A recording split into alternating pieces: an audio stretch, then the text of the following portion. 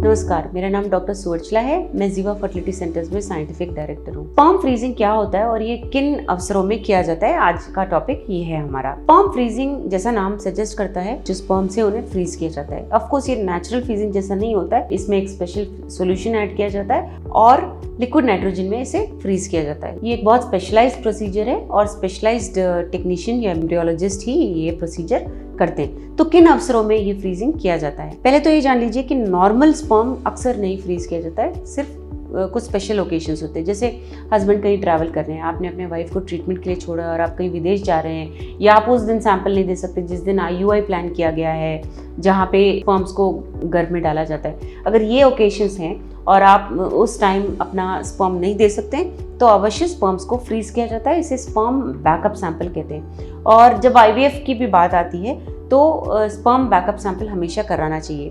ऐसा हो सकता है कि जिस दिन आपके वाइफ के एग्स बाहर निकाले जा रहे हैं एनेस्थीसिया देने के बाद, IVF के दौरान जब एग्स अच्छे क्वालिटी के मतलब साइज बढ़ जाता है, तब उन एग्स को बाहर निकाला जाता है और आपके स्पर्म्स के साथ उन्हें प्रोसीजर किया जाता है जिससे एम्ब्रियो तैयार हो सके। तभी भी ये आवश्यक है कि आप एक सैंपल IVF के दिन के पहले एक सैंपल फ्रीज करके रखिए। इसे भी बैकअप सैंपल कहते हैं और ये आवश्यक है क्योंकि अगर उस दिन आप सैंपल नहीं दे पाए, किसी भी कारणवश, आप शायद ट्रैवल कर रहे हो, आप शायद बीमार हो, आप शायद कहीं फंस गए हो, अगर सैंपल नहीं दे पा रहे हैं तो सारे अंडे वेस्ट हो सकते हैं, क्योंकि ICSI या IVF 3 घंटे के बाद ही करना आवश्यक होता है, नहीं तो एग्स को फ्रीज किया जाता है अगर स्पर्म्स नहीं होते हैं तो। दूसरा है जब टेस्टिस से स्पर्म्स निकाला जाता है। स्पर्म्स को निकालने के बाद जब ये अनुमान लगा लिया जाता है कि स्पर्म्स हैं, तब पेशेंट के वाइफ को IVF के लिए तैयार किया जाता है।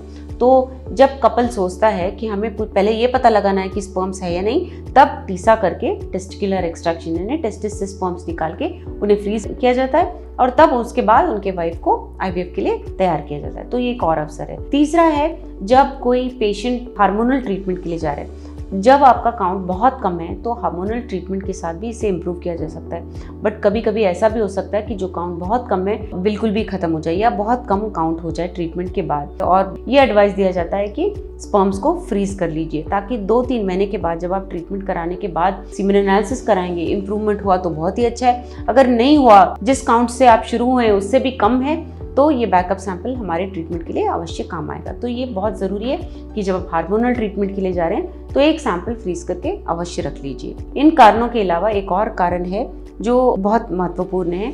जब कोई पेशेंट कैंसर के ट्रीटमेंट के लिए कीमोथेरेपी करा रहे होते हैं तो एक सैंपल अवश्य कराने के बाद ही कीमोथेरेपी के लिए जाइए करके कहा जाता है। होता ऐसा है कि कीमोथेरेपी ड्रग्स के कारण स्पर्म्स डिस्ट्रॉय हो जाते हैं और फिर बाद में अगर वो बच्चे पैदा करना चाह रहे हैं तो ये थोड़ा मुश्किल हो जाता है। तो ये जान लीजिए कि जब कीमोथेरेपी हो जाता है और वो पेशेंट, वो पुरुष शादी करना चाह रहे हैं या शादी हो गई फिर बच्चे पैदा करना चाह रहे हैं, या ट्रीटमेंट के बाद कभी भी 6 महीने 1 साल के बाद वो बच्चे पैदा करना चाह रहे हैं, तो अवश्य ये सैंपल्स काम में आते हैं। इन स्पर्म्स को लेकर IVF किया जाता है जिससे प्रेगनेंसी के चांसेस भी होते हैं। इसके बारे में अगर आपको और जानकारी चाहिए, अवश्य जीवा फर्टिलिटी सेंटर्स आइए। Thank you. हमने इस वीडियो को बनाने में बहुत मेहनत की है, ज़रूर हमें सब्सक्राइब और लाइक कीजिए। Thank you.